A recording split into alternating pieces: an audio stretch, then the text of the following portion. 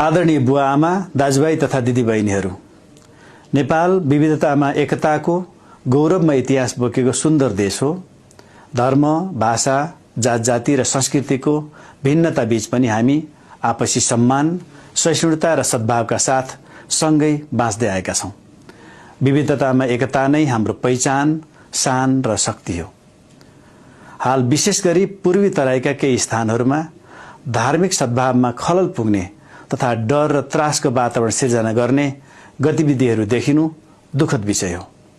सामाजिक एकतामा खलल पुग्ने गरी सामाजिक सञ्जालमा अफवाह फैलाउने, उत्तेजक अभिव्यक्ति दिने वा कानुनको उल्लङ्घन गर्ने कार्य कसैको पनि हितमा हुँदैन।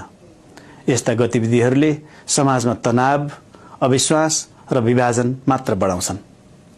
यस संवेदनशील समयमा अफवाह, उत्तेजना र घृणाभन्दा विवेक, संयम र सद्भावको बाटो अवलम्बन गर्दै अर्काको अधिकार, आस्था र मर्यादाको सम्मान गर्नु हामी सबैको साझा दायित्व हो।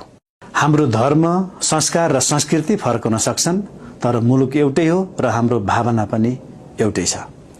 तसर्थ यस संवेदनशील घडीमा नेपाल प्रहरी संयमता, सहिष्णुता र आपसी सम्मानका साथ एक अर्काको संस्कृति, संस्कार तथा आस्थाको सम्मान गर्दै सामाजिक सद्भाव, राष्ट्रिय एकता र भाइचारालाई कायम राख्न सम्पूर्ण नेपाली दाजुभाइ तथा दिदीबहिनीहरूमा हार्दिक अपिल गर्दछ।